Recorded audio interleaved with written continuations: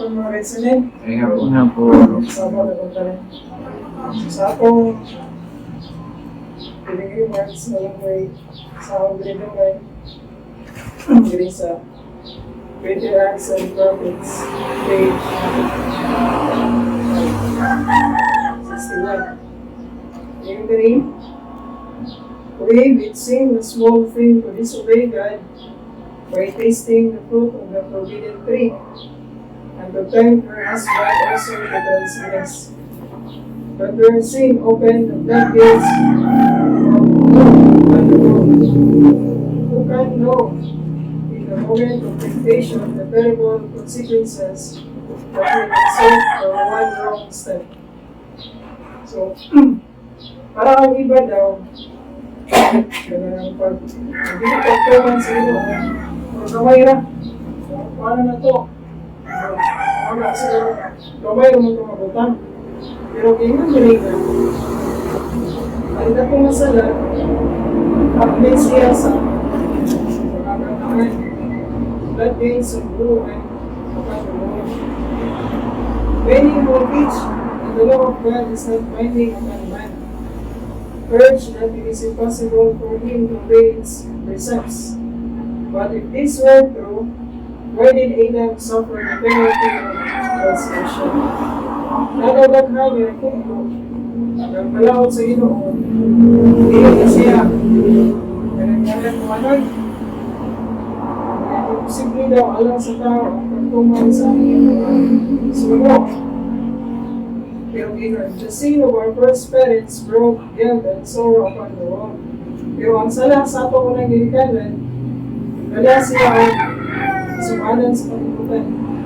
And had it not been for the goodness and mercy of God, would have plunged the race into hopeless despair. Let men deceive themselves. The wages of sin is death. Yeah. There's a line in Shabbat. After their sin, Adam and Eve were no longer to dwell in Eden. They earnestly entreated that they might remain in the home of their innocence and joy. They confessed that they had forfeited all right to the happy abode, but pledged themselves for the future to yield strict obedience to God. So, si Adan o si Eva, sa diha ang ipagawa sila sa Ginoo sa garden. Hangyo ulit sila sa Ginoo, mga kadang kung mahimo, ayaw lang may yung pag-asa. Ito yung kumawaan diri sa Garden of Eden. So, yeah, naiyon sila na kailangan. Kung saan na lang yung Ginoo, kung kumay mo, stricto lang yung kumay mo. But they were told that their nature had become depraved by sin. Pero sila isultihan yung ilang nature kaya na siya, magawa na siya sa sala. They had lessened their strength to resist evil and had opened the way for Satan to gain more ready access to them. In their innocence, they had yielded to temptation. And now in a state of conscious fear, they would have less power to maintain their integrity. Nga ilang lawas, tingpit pa, kasi sila yung sakit. Kung pagod ka na kumaga, napa sila sa nature na kanang putli. Pero sa diha nga, sa kanto nga kahintang nila, nakasala mo ganit sila. Sa diha nga nakasala sila, nausap ang ilang nature, mas dali na sila nga matintal. Oo. Nainin din nga. The atmosphere, once so mild and uniform in temperature, was now subject to marked changes. The Lord mercifully provided them with a garment of skins as a protection from the extremes of heat and cold. Sa panahon ni Adan o Eva nga wala pa sila, hindi pa kayo ang kalipot, hangin, or tanin ang temperatura. Sala ano lang, asap na. Malahi na ang temperatura sa palibot. Kaya, dahil yung mga kausapan, hindi subject to marked changes. Kung kayo ang Ginoo malay o naghatag ang Ginoo garment of skins, hatag ang Ginoo. Pero kayo, dahon mo kami bilang itapon. Sa naglawas, Ginagaano sila garment skins. Iwan na protection sa init o tugnaw. Stay witness in dropping flower and pulling leaf, the first signs of decay. Kita na nila nga nakahog na ang mga dahon. So, okay, una nila nga saksi. Tungkol sa ilang naging mga paglapas. Natanggap na ang mga dahon. Malaya ng mga ulap. Either it is companion or deeply. And fair now being dead. Grabe ang ilang pagpalanta. Subok sila. The death of the frail, delicate flowers was indeed a cause of sorrow. But when the goodly trees cast off their leaves, the scene brought repeatedly to mind the stern fact that death is the portion of every living thing. Muna nga, ang tao na walay kamatayan, hindi yung tapos ng Ginoo na mamatay ang tao. So, umano na nakasala kung ano yung kanan. Ganay yung forma ng pinagdi sa tao. And yeah. The Garden of Eden began upon earth long after man had become an outcast from its present past. Pagkasala nila, kung ganaman sa Eden, walang giningan na di kuha sa Ginoo diretso wala. Pagkasala nila, gawa na yun. Hindi na ako tayo, kita pa nila ang itong tanaman. Yeah.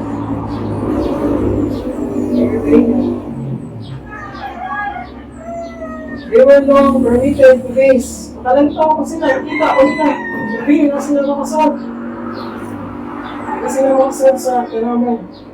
Upon the home of innocence, their entrance guard only by the watching angels. Ayun, hindi na sila makasod. Kaya na may mga magaling na nag-atang. At the cherubim guarded gate of paradise, the divine glory was revealed. Ano yung mga cherubim? Cherubim sila. Hindi may pakuha ng cherubim. Eterno. What?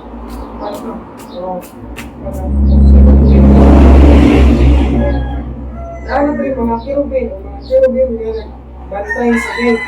So, hindi na sila mga sokit to. Peter came Adam and his sons to worship God. Here, they renew their vows of obedience to that law, the transgression of which had banished them from Eden. O kung nga kung saan sila utro sa Ginoo, kung saan sila utro sa Ginoo, ilang isubli at ilang kung saan sa Ginoo, matumay na at yung mga malakot. With the tide of iniquity, overspread the world. The wickedness of men determined their destruction by a flood of waters. The hand that had planted Eden, we draw it from the earth. So, lumilungay pa din pinaka-tuwid ang ilaway ko sa nilikuha sa Ginoo ang Garden of Eden. Pero sa kali, doon lang ito sa panahon Noah, mag-lornok na, dito lang ikuha na sa Ginoo. I-draw na niya ang Garden of Eden. Kumbaga, dito yun kasi sa Ginoo kay para ang mga tao kita din sila ba sa kanyang kasigudanan. Hindi ka ng tao sa Garden of Eden, nagagawa sa Ginoo sa kanyang siba. Sa kanyang siba po, kasi sila kudiyok sa mga tao, sa tang sana ilang mga anak, nagagawa sila. Kasi sila kudiyok, nagawin ang kasigudanan. Sinabi yan, kailang malapit, na may garden nila, na may ngayos, hindi sa onga. Hindi natin, nagpakasala. So sige sila, sulti sa mga tao sa ikutlo. Ang mga tao, may mga tao nga, masulang sila. Hindi masasabay ka naman. Ako inutin, yun may inanong ka. Hindi ka mo, nagkakaso. Pero na naman nga, walang lobot sila nga. Pindot tayo yung tanong sa atong mga kuyanan. O, kung wala pa rin nakasala, wala pa tayong ani, wala yung mga danan sa yuta. Hindi yung ito mga tagang. Tapon, mga bulang, mga kaya, yung tayo tayo. And then the planted Eden withdrew it from the earth. But in the final restitution, there shall be a new heaven and a new earth. It is to be restored more gloriously again than in the beginning.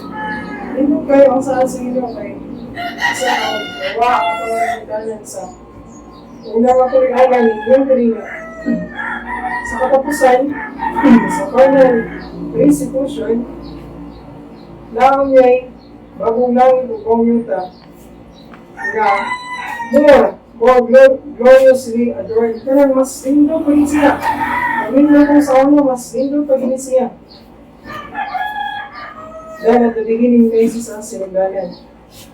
They that have kept God's commandments shall breathe in immortal vigor. Beneath the tree of life, and through unending ages, the inhabitants of sinless worlds shall behold in that garden of delight a sample of the perfect work of God's creation, and touch the recurrence of sin, a sample of what the whole earth would have become, and man that fulfill the Creator's glorious work. Kaya kung paglaman na kansunin, napagsigino na ito sa akin. Ay ito ka kingdom na itong pagkakapon. Ako na kingdom, sa gilid pa ako sa kalibong matuwid. Ito ka kingdom sa langit, sa kalibong matuwid.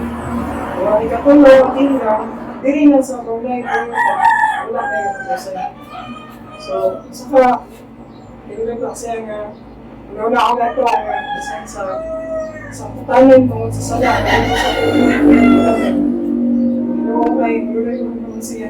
Kapatay mo ng tao, gulay mo ng tao, kung namin siya, mapatan mo mga buhay. Gulay ng iba, ano? Pero ang pinakalimot na ako ang tungkol niya, walang kayo sana ito umawala ng tulo katingarian. Basta makasakay ka sa unang hingarian, sigurado na ka, masakay ka sa ikat mga pagkatulo. Pero kung wala sa unang kingdom, so pa ko yung kingdom, sa kuhan mo na. Bigyan mo na. Pero hindi niya makansunan mo na consulting niya. Kasi kung na yung sige na ang hingarian niya. Hindi ko ba niya yung makapawan. So, kita na ang mga ito. Yung mga nakamatay na ito ang mga mahal sa kinabuhi. At tayo naka-experience ko nga na. At yung mga support, at yung mga kailan, at yung mga kadugo na panaw na. At yung paglaong, may magandang panahon yan. Ato na sila maglitan. Alam mo sa Ginoo nga, kailang buhay putahan ko na ng panahon na. Kailangan na buhay, kailangan sa ano, Thessalonica, 4, the signs of the ship. So, ayun yung po. Kung mahabang pata, makanahutay ta, ayun yung nga. Makanahutay sa katusayan mo, ay mga luwas. So, wala ito, mayroon po sa Ginoo. Tabangan ta, pagkagaling ta, pinabuhi. Saan tigil ang pinubuhi, no? Ang isahay. Talagdagan ta, mga saktan. Pero, hindi na ito-apply. Kaya na po. Kaya mga nahigawan, pero usay na kayong ko sa nagkasakit ko, tayo mga katatan, yung naikot sa akong mga na-aplikar. Wala ko na tinubuhin. Wala nga. Salamat po sa ilo na kasi nila. Iba po, wala ko. Sa mga gawas kayo, natag na ako ka na magpangilo ba? Para po nag-realization. Isa na po mga magpuwan. Usay mga butala, ngayon ito mas buwan. Reformahon. Kailangan ta sa proseso sa revival reformation. Salamatan ng Diyos sa tanin, mga pagsulay, mga problema, kasumanan, tupok lang siya sa Ginoo kay may plano ang Ginoo para magkapunta, usap ka, kung mas musali, pwede niya ang happy Sabbath. Amen.